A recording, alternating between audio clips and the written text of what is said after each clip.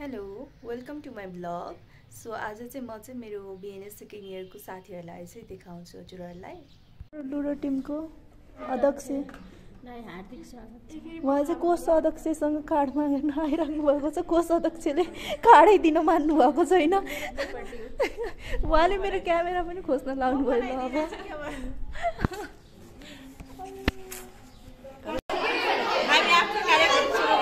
दिदी असाइनमेन्ट नगरेर कहाँ गफ लाएर बसेको?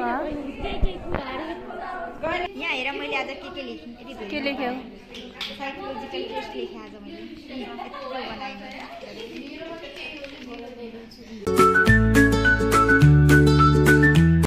निलम, हजुर तिमीले नर्सिङ किन चुज गरेको?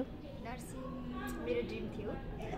नर्सिङ प्रोफेसन नभएर अर्को कुन प्रोफेसनतिर जान्थ्यो होला? फार्मेसीतिर जान्थेँ। अनि कस्तो लागिरहेछ एमएनसी?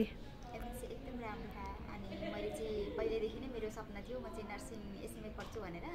अनि अब यहाँ चाहिँ फेसिलिटीहरू एकदम राम्रो छ, टिचर्सहरू पनि एकदम राम्रो हुन्छ, हस्पिटल एक्सपोजर पनि एकदम धेरै छ नि त। अनि त्यही भएर मलाई चाहिँ एकदम राम्रो लाग्यो। अनि मेरो ड्रिम हस्पिटल अर कलेज जाउँ न सरलाई बोला, सरलाई नै गरौँ।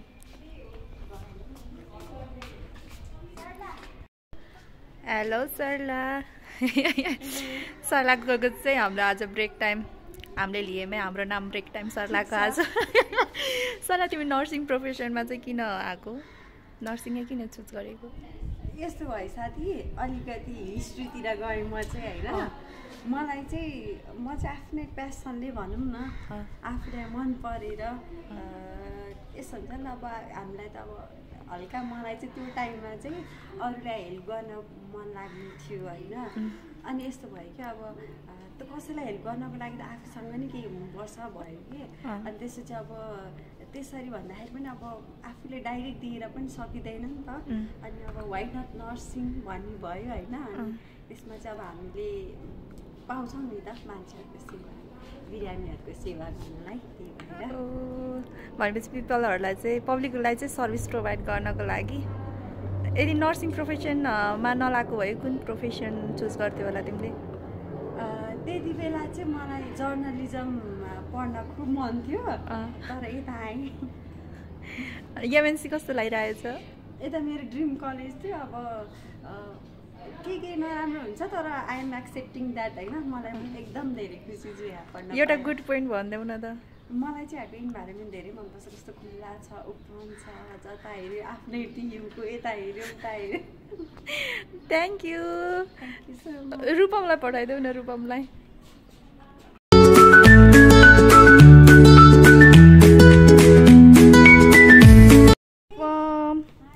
आउन तिमीलाई आज म क्यामेरामा ल्याउँछु के। रूपम तिमी नर्सिङ प्रोफेसन यता आउने यता। तिमी नर्सिङ प्रोफेसन चाहिँ किन चुज गर्यौ? सर्भिस दिन। ओ स्विट। यदि नर्सिङ प्रोफेसन नलागेको भए अर्को प्रोफेसन कुन चुज गर्थ्यौ होला? नर्सिङ प्रोफेसन नभएको भए अर्को प्रोफेसन इन्जिनियरिङ। ओ अनि एमएनसी कस्तो लागिरहेछ? एमएनसी ठिकै।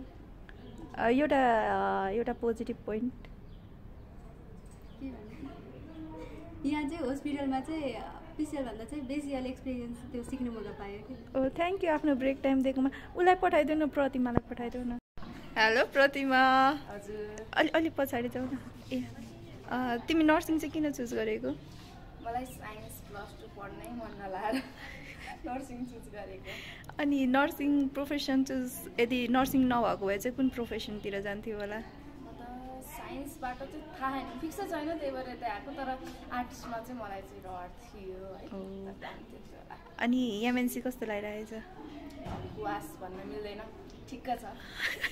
पिसिएल भन्दा चाहिँ राम्रो लागेन, तर पिसिएलको राम्रो लाग्यो। पिसिएल तिमीले कहाँबाट गरेको अरे? नेपालको नर्सिङ क्याम्पस आइओएम।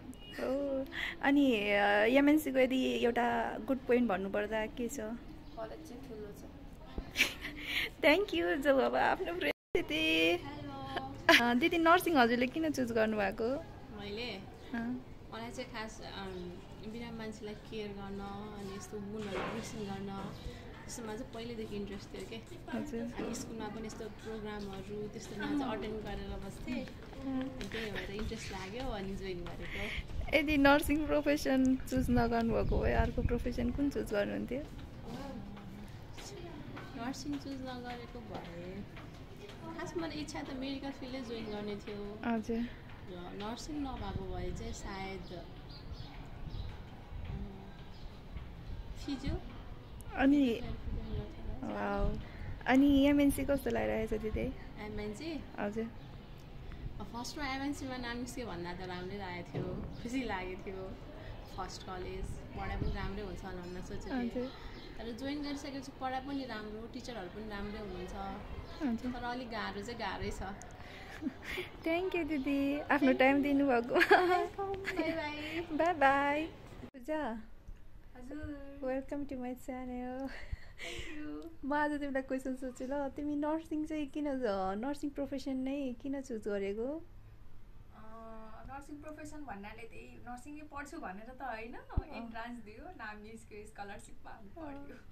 अनि नर्सिङ प्रोफेसनमा नलाएको भए चाहिँ कुन प्रोफेसनमा चाहिँ जान्थ्यौ होला तिमी? म अहिले ब्याङ्किङतिर जान्थेँ होला। ब्याङ्किङ मनपर्छ? ब्याङ्किङ गरेपछि एटलिस्ट पैसा त आउँछ, नआए पनि काउन्ट गर्न पाउँछ, हेर्न पाउँछ। Everything is money now days. MNC चाहिँ कस्तो लागिरहेछ? कस्तो भनौँ, लाइक सुने झै त छैन है। पहिला त महाराजगञ्ज भनेर त कति सुनिन्थ्यो, के नहुन्छ जस्तो लाग्थ्यो सुरुमा आउँदाखेरि।